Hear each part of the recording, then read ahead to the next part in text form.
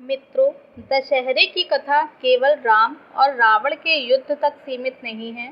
यदि हम इसके और गहरे रहस्यों में उतरें तो हमें माँ दुर्गा और महिषासुर की कथा भी मिलती है, जिसे उतनी ही श्रद्धा और उत्साह के साथ इस दिन स्मरण किया जाता है।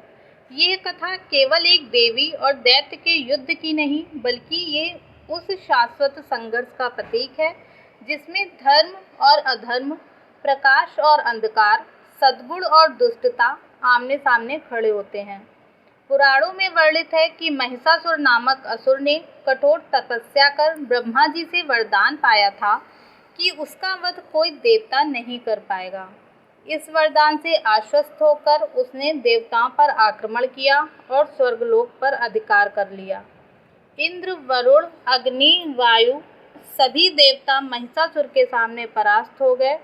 देवताओं का ये अपमान और हार देखकर सृष्टि में भय और अराजकता फैल गई। तब सभी देवता एकत्रित हुए और उन्होंने अपनी शक्तियों का अंश मिलाकर एक अद्भुत तेज उत्पन्न किया। इसी तेज से माँ दुर्गा का प्राकट्य हुआ। माँ दुर्गा के स्वरूप का वर्णन करते हुए कहा जाता है कि उनके 10 हाथ थे और हर देवता ने उन्हें अपना अपना अस्त्र प्रदान किया। इंद्र ने अपना वज्र, विष्णु ने अपना चक्र, शिव ने अपना त्रिशूल, अग्नि ने अपनी ज्वाला और वरुण ने अपना पाश दिया। इस प्रकार माँ दुर्गा संपूर्ण शक्तियों का संगम बन गई। उनकी सौंदर्य और तेज से आकाश और पृथ्वी आलोकित हो उठी। जब महिषासुर ने यह सुना कि एक देवी ने उनका सामना करने के लिए जन्म लिया है, तो वो पहले हंसा, फिर क्रोधित हुआ और अपने विशाल सेना लेकर युद्ध के लिए निकल पड़ा। यह युद्ध 9 दिनों और 9 रातों तक चला। हर दिन माँ दुर्गा ने महिषासुर की सेना के किसी न किसी प्रमुख दैत्य का वध किया। कभी वे सिंह पर सवार होकर अपने धनुष से बाणों की वर्षा करती रहीं, तो कभी अपने त्रिशूल से दैत्यों को भेद देती। महिषासुर ने कभी सिंह का रूप धारण किया, कभी हाथी, कभी भैंसा, लेकिन माँ दुर्गा हर रूप में उसे परास्त करती रहीं। अंततः दशमी के दिन माँ दुर्गा ने महिषासुर का वध कर उसे धराशायी किया। इस प्रकार देवताओं को उनके भय से मुक्ति मिली और धर्म की पुनः स्थापना हुई।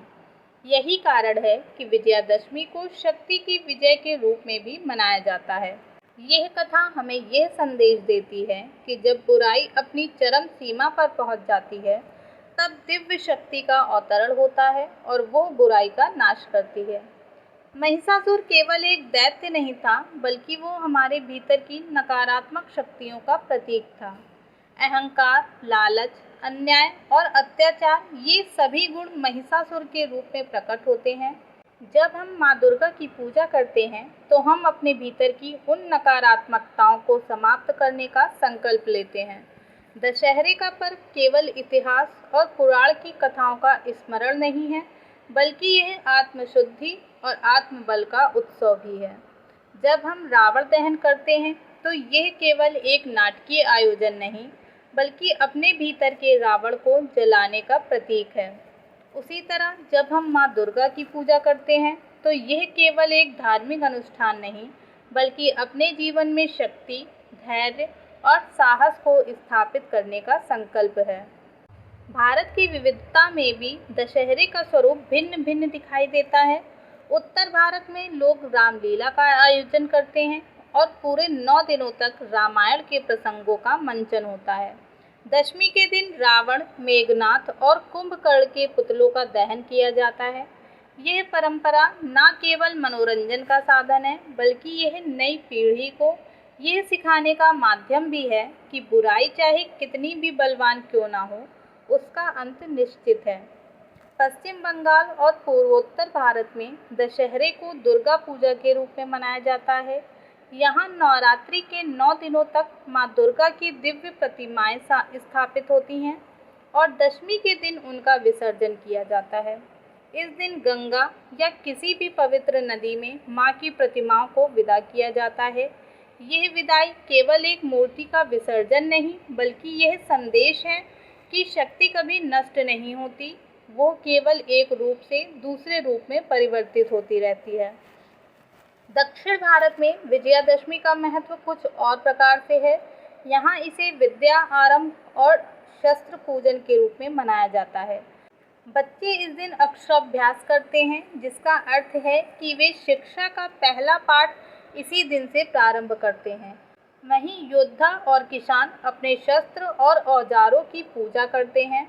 यह परंपरा यह बताती है कि शिक्षा हो या शक्ति, दोनों ही जीवन को संतुलित रखने के लिए आवश्यक हैं। महाराष्ट्र और कर्नाटक में विजयादशमी पर अपराजिता पूजा की जाती है। लोग इस दिन सोने के पत्ते यानी सोना पत्ती एक दूसरे को भेंट करते हैं। यह परंपरा समृद्धि और सौभाग्य का प्रतीक है। मान्यता है कि इस दिन अपराजिता देवी की पूजा करने से जीवन में कभी पराजय नहीं होती और समृद्धि हमेशा बनी रहती है। इस प्रकार देखा जाए तो दशहरा पूरे भारत में अलग अलग रूपों में मनाया जाता है, लेकिन हर जगह इसका मूल संदेश एक ही है, सत्य की विजय और असत्य का अंत। यह पर्व हमें यह सिखाता है कि चाहे परिस्थितियाँ कितनी भी कठिन क्यों ना हों, यदि हम सत्य और धर्म के मार्ग पर चलते हैं तो अंततः विजय हमारी ही होगी। दशहरे का एक और गहरा रहस्य है रावण के 10 सिर का प्रतीक। यदि हम इसे पौराणिक दृष्टि से देखें तो यह रावण की विद्या और ज्ञान का प्रतीक था। कहा जाता है कि उसके 10 सिर वेद और शास्त्रों के गहन ज्ञान के प्रतीक थे, लेकिन जब हम इसे दार्शनिक दृष्टि से देखते हैं तो यह 10 सिर हमारे भीतर की 10 बुराइयों का प्रतीक है। काम, क्रोध, लोभ, मोह, मद, मत्सर, आलस्य, असत्य, अन्याय और अहंकार, ये वे दोष हैं जो मनुष्य को पतन की ओर ले जाते हैं। दशहरे के दिन जब हम रावण का दहन करते हैं तो यह केवल एक बाहरी आयोजन नहीं, बल्कि यह अपने भीतर इन 10 दोषों को जलाने का संकल्प है। राम का जीवन हमें यह सिखाता है कि धर्म और मर्यादा का पालन करना ही सच्ची विजय है। जब राम ने रावण का वध किया तो उन्होंने उसके पराक्रम और विद्या को भी स्वीकार किया। यही कारण है कि रावण का वध करने के बाद राम ने लक्ष्मण को यह कहा कि रावण से शिक्षा लो, क्योंकि वो एक महान ज्ञानी था। ये प्रसंग हमें यह सिखाता है कि हम अपने शत्रु से भी कुछ न कुछ सीख सकते हैं। दशहरे का संदेश यही है कि ज्ञान, शक्ति और समृद्धि तभी सार्थक हैं जब वे धर्म और सत्य के मार्ग पर चलें। यदि वे अधर्म और अहंकार के साथ जुड़ते हैं तो अंततः उनका पतन निश्चित है। इस प्रकार मित्रों, दशहरा केवल एक त्यौहार नहीं बल्कि यह एक जीवन दर्शन है। ये हमें यह सिखाता है कि हर व्यक्ति के भीतर अच्छाई और बुराई दोनों मौजूद हैं। ये हम पर निर्भर करता है कि हम किस मार्ग का चयन करते हैं। यदि हम राम और माँ दुर्गा के मार्ग पर चलें तो विजय हमारी होगी, लेकिन यदि हम रावण और महिषासुर की तरह अहंकार और अधर्म का मार्ग चुनें तो पतन अवश्यंभावी है। जय श्री राम।